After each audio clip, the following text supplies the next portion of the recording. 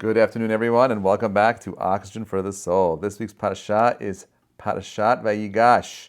This is my favorite parashiot of all the parashiot. All the parashiot are amazing, but there's something profound about this week's parasha. Perashat Vayigash continues where we left off last week in Miketz.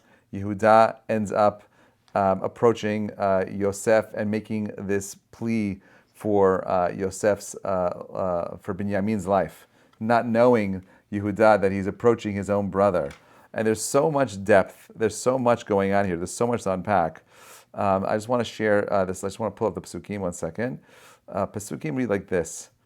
Pesukim reads like this, Vayigash elav Yehuda, right? And Yehuda approaches him. This is where the idea of may I approach the bench comes from, right? That Yehuda is not just talking to, the viceroy, the judge, the man that's going to seal the fate for Binyamin's life, but he wants to approach the bench. Vayigash elav Yehuda vayomer bi Adoni yidaber na.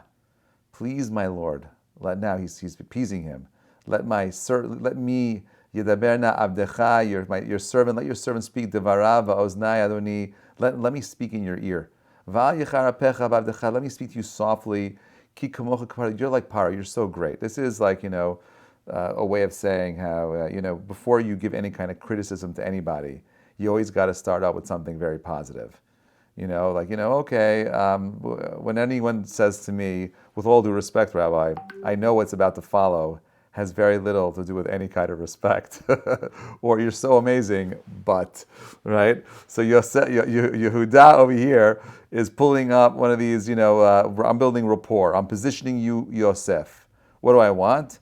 Adoni, sha'al et avdecha lemor, hayesh lachem av o ach. You asked me, do you have a father or a brother? V'nomar lo, Adoni, yesh lanu av zaken v'yelad zukunim katan v'achiv met.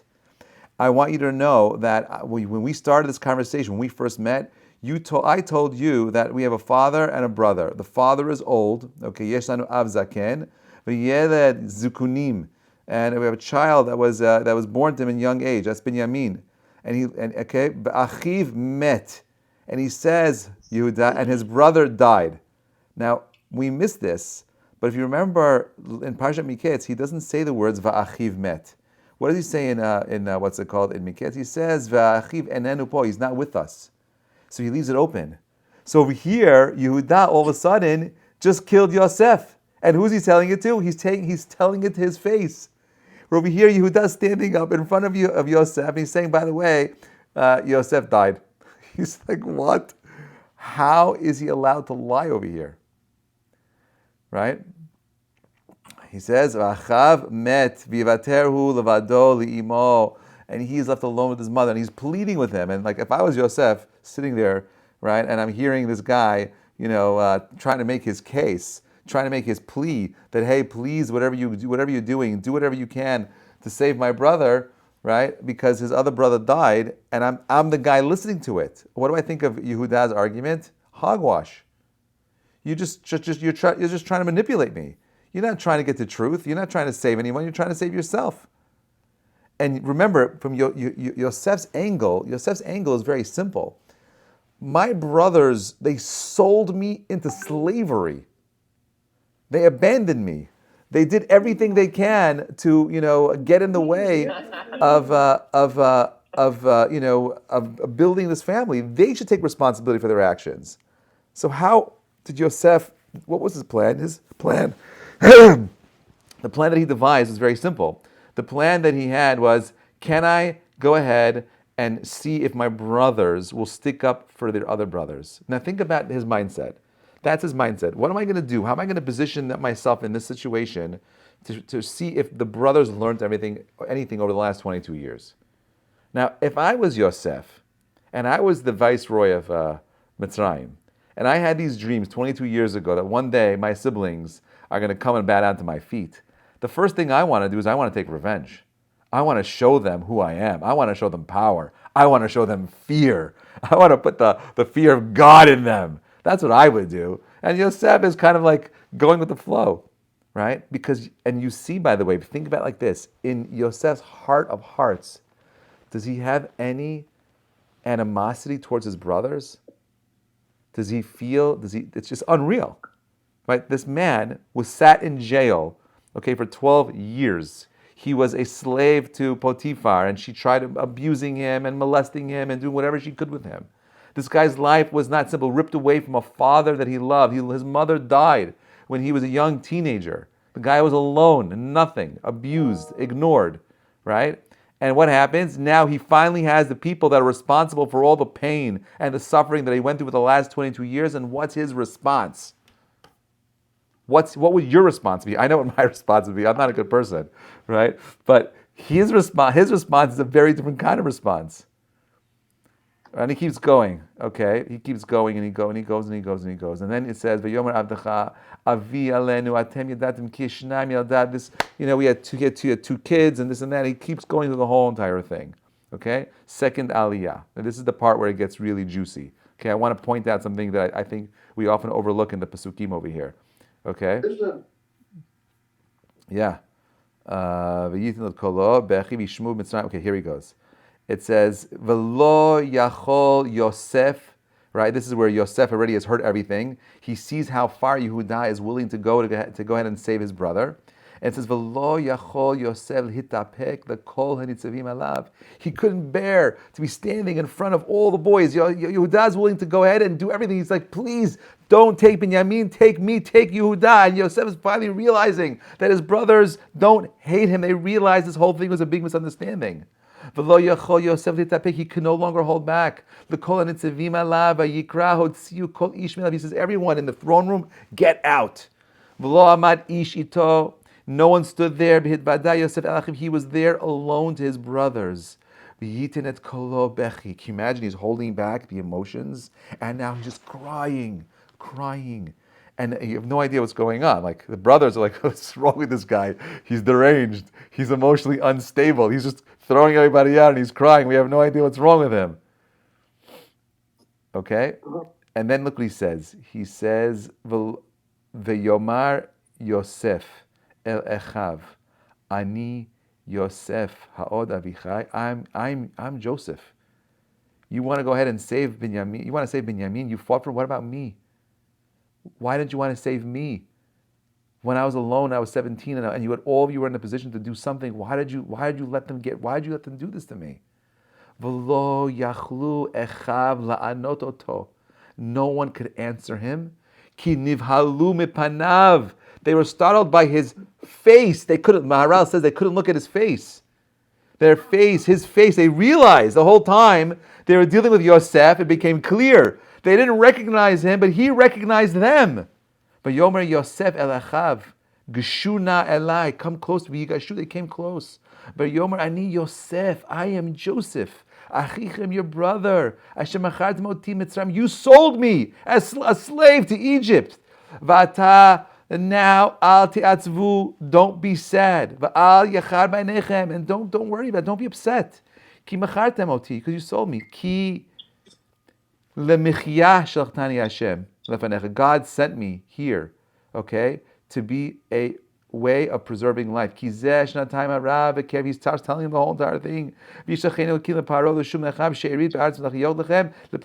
God put me here in advance of your deliverance. Right? What is Yosef doing over here?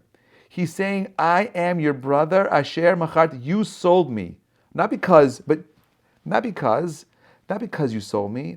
You sold me. The sale of selling me, of bringing me down to Mitzrayim, is the reason why I'm able to save us.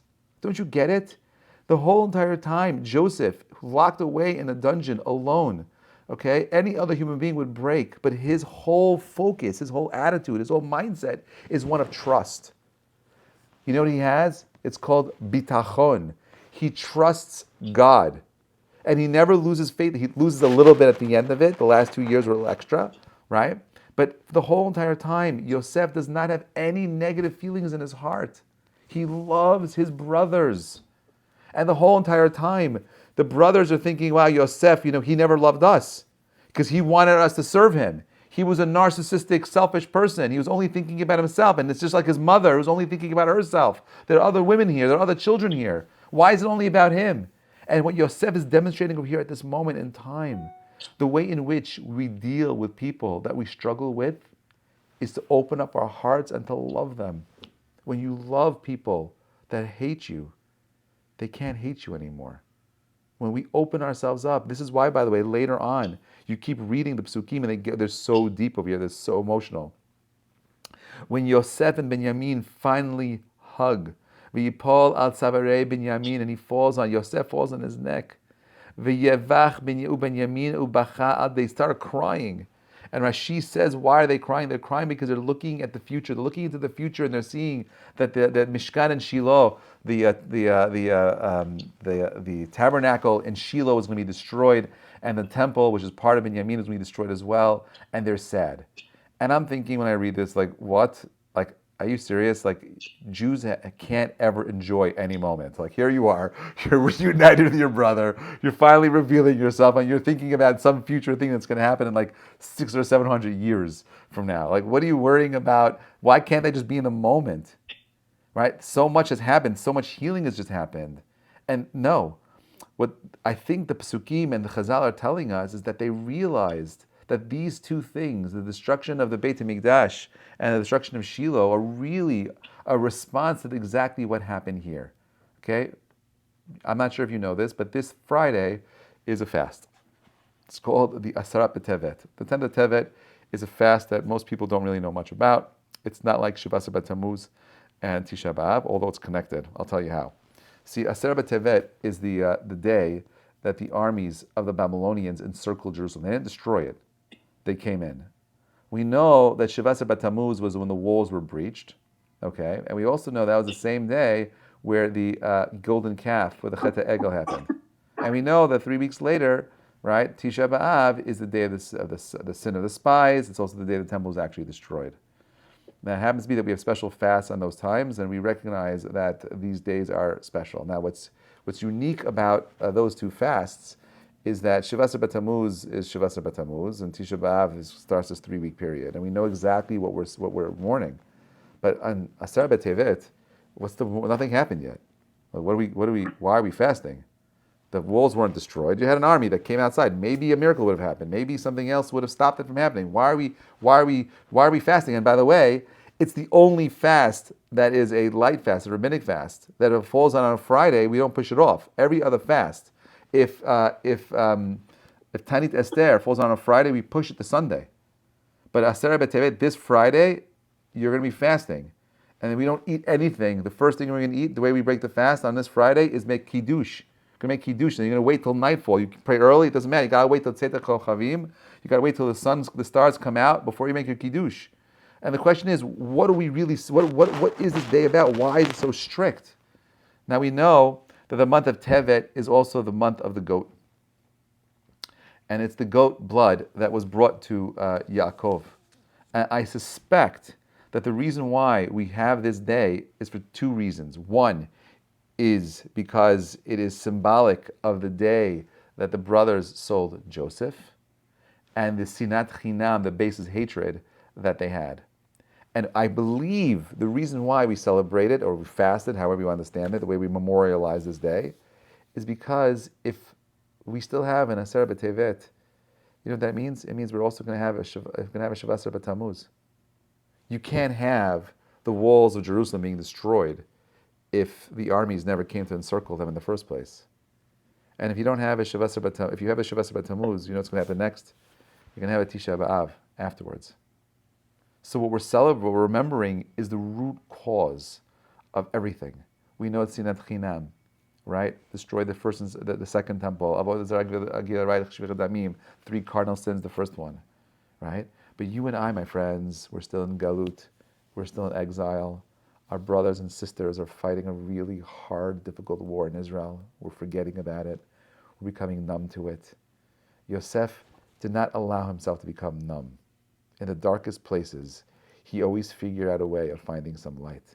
People all too often today focus on all the wrong things. Yosef was someone who was able to focus on all the good. He believed that every step of the way, everything that happened to him in his life, and it's just so hard to say that, especially in light of what's happened over the last few months in Israel. It's so painful. It's terrifying. But irrespective of the challenge that we find ourselves in, we believe as Jews that we're marching towards a greater good, that every suffering that we see in this world is not for naught, that everything that we go through in life is a stepping stone to a greater good. There is no evil in this world. It's our interpretation of this world that's evil. We also have evil expressing itself through the choice of men, right? That humanity makes evil choices, but that's not God. Don't confuse it. And if you live in a world like Yosef, a world filled with possibility, infinite possibilities, a world where God loves you beyond human comprehension, every moment of life is different. Every moment of life is an opportunity to take one step closer to overcoming the darkness, of bringing more light into the world. I believe that's what this parsha is. Parsha begins with, Yehuda coming up to the bench. Let's read the pasuk again. Vayigash elav Yehuda, right? Let's read it differently. Vayigash elav Yehuda. If you come up before God with hoda'ah, with a little bit of gratitude, then you could say, Bi Adoni daberna, Hashem, speak to me. Right? Are we grateful for the things that we have? Are we truly living a life that allows us to express true gratitude for all the things that we have? Yosef recognizes that every moment of his life, is an expression of hoda'ah, gratitude. He's able to save his family and bring them down and feed them, overcome the hunger and the challenge that his world was going through. Our world is broken in the same way. Are we able, willing, and ready to stand up to the challenge of our times? How many of us, what are we doing? What have we changed since this war started? Everything is status quo, something is wrong. If you're not moved by what happened, if you don't feel a sense of urgency, if you don't feel a sense of, I'll tell you what I do see. I find way too many people feeling hopeless and helpless. Feelings of hopelessness and helplessness don't help the world. They don't help anybody. Stop worrying about the negative things. The reason why we are where we are is God is creating an opportunity for us to do good. The question is, what good are you going to do? Yosef, in jail, created a space where everyone loved him. Everyone wanted to spend time with him. In the worst of places, he was someone who expressed the best of humanity, to the point where he became the most important person in the world. He not only did he save his family, he saved all of Egypt. The whole ancient world was saved because of his actions. A man who loves humanity is a man that God loves. God blesses those who love. We need to stop hate. We need to stop allowing ourselves to misjudge people, to get rid of sinat chinam and open ourselves up to the potential of others. When we do this, we will see the end of the fasts. We will see that Shiv Asar B'Tammuz, Tisha B'Av, all these negative holidays becoming party days, not just memorial of negative things, but we'll see them all as a stepping stone of us achieving what we're meant to achieve, which is bringing the world to a state of Bayom Hu Yeh Achad U'Shmo Achad. May we see it soon. May we live in a world of the recognition that the light is always shining. We don't always have the ability of seeing it, but it's always there. Every ounce of God's love is always surrounding us. May we live in that reality. May we work towards bringing that reality to becoming our ultimate reality. May those who are taken captive be returned. And may our soldiers who are fighting in the war come back soon, unharmed. And God willing, borders that are stronger, a world that is falling in love with each other and focusing on what we could do to build the world to a better, greater place, and not stop thinking about the divisions that divide us. Anyway, wishing you all a Shabbat Shalom. Looking forward to continuing the conversation with Zara Hashem next week. Shabbat Shalom, everybody. Sorry,